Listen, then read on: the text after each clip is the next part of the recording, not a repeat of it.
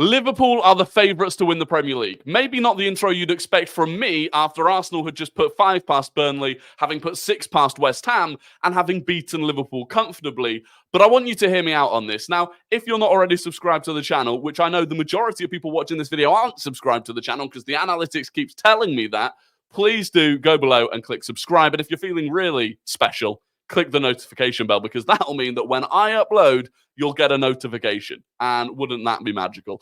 Anyway, why are Liverpool favourites to win the Premier League? Well, there's a few reasons for it, right? There are a few reasons for it.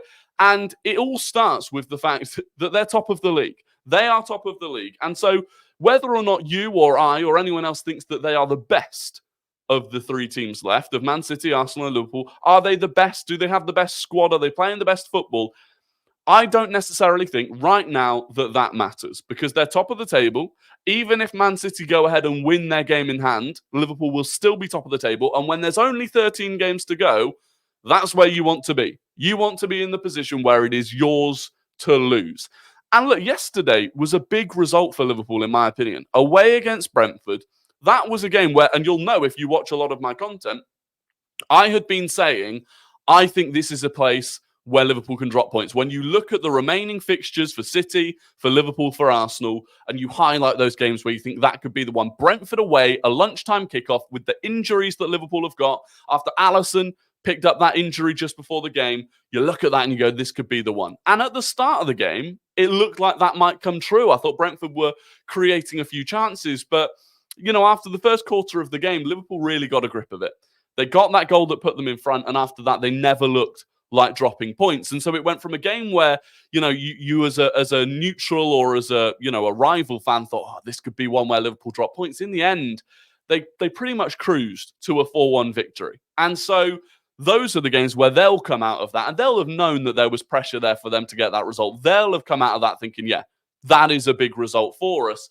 And it's annoying, it's frustrating as a rival fan that they've gone there and done that. And so as much as, you know, they've picked up another couple of injuries in Jones and Jota, and those injuries might become a problem, the fact of the matter is, and we can see this actually if we look at the table, they're 2 points clear of Arsenal, they're 4 points clear of City. They've only lost 2 games this season. And one of those against Spurs, you know, arguably they've only fairly lost 1 game this season, which was against us. And so, again, as much as they might not be the best team, they might concede too many chances, they get the results. They consistently get the results. And the second thing for me, and again, this is another big point, is the remaining fixtures. The remaining fixtures, because I think they've got the easiest run-in. I think of the 3 teams, you look at the run-in, they've got the easiest. First of all, they only play one of the title rivals in their run-in. That's Man City, and it's at home. So where City are at the disadvantage of having to play both of their title rivals, and you can look at that in 2 ways, by the way, because naturally it is a disadvantage because arguably they are the 2 hardest fixtures that you'll face because they're the 2 title rivals. It's also an opportunity for Man City because if you win both of them and you win your remaining games, you win the league. But on the idea that they are the 2 hardest games, that's a disadvantage for City. It's away at Anfield, and not long after that, 2 games after that, they're at home to Arsenal. Whereas Liverpool, you know, they play one of the 2 title rivals, they play it at home, and again, because they're already out in front, they've put themselves in that position, they only need to draw. They only need to draw against Man City, and then they can focus on their other fixtures, and they can sit back and watch 2 weeks later as Man City play against Arsenal. So I think that they've got the nicest run-in. Outside of that, I think they go away to Old Trafford, which is one of those where I just think away at Old Trafford, there are no guarantees. There's never a guarantee that you win that game. And outside of that, I think the next hardest game is probably Spurs at home for them. For Arsenal, we go away to the Etihad, arguably the hardest game in the Premier League. We go away to Old Trafford, which, as I've just said, there are no guarantees. And we go away to Spurs, which for us, I think, is more challenging than if you're Liverpool or City because the North London derby, there's that extra element to it. You know, Spurs have the opportunity potentially to stop us winning the title. There's just an extra level in that game. And so again, there are no guarantees whether we are the better team than Spurs or not, that we go there and get the result. So I do think Liverpool have positioned themselves really, really nicely.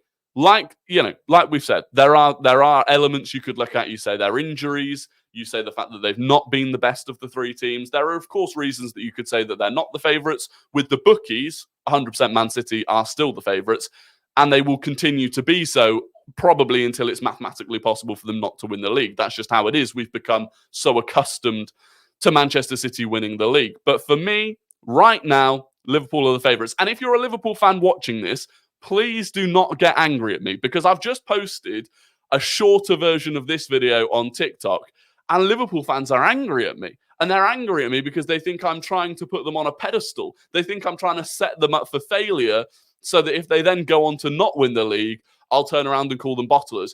If Liverpool don't win the league from here, they are not bottlers. In the same way, I never thought Arsenal bottled the league last season. You're against Arsenal and City in the title race. It is still very close. If City, and we do assume that City will go and win their game in hand, that would put Liverpool on 57 points, City on 56, and Arsenal on 55. There's 2 points in it. So there's, if Liverpool don't go on to win the league from here, even though I've called them favourites, that's not a bottle. It's not a bottle job. And sometimes I do feel like there's no winning with Liverpool fans, because genuinely, if I sit here and say, Arsenal are a better team, we've got a stronger squad, we don't have as many injuries, and we're playing better football, and therefore Arsenal are favourites ahead of Liverpool, I'd get Liverpool fans calling me delusional and calling us bottle jobs and all the rest of it. But now I'm sat here saying Liverpool are favourites. I'll have them telling me, well, we're not favourites and we deserve this and that. And so I can't really win. But in my opinion, I think, form in some ways goes out the window. Squad ability in some ways goes out of the window. And they're at the point where I genuinely believe, with 13 games to go, the way that they've shown they can pick up results, they are the favourites. Let me know what you think in the comments. I know some people will just say, well, Man City are the favourites. Some people will say Arsenal aren't even in the title race. Either way, I think when you look at that table, I'll show it again. When you look at that table, if you assume that Man City win their game in hand, 2 points splitting the top, I think it's very exciting. And look, we will wait and see what happens. If you've enjoyed this video, please do smash a like on it. Like I said, if you're not already subscribed, please do subscribe. I'm going to start trying to just make more and more content on this channel, more videos, the live streams every day, whatever we can do to grow this channel. I massively appreciate it. Until the next one, have a very good day. Enjoy your evening. Goodbye.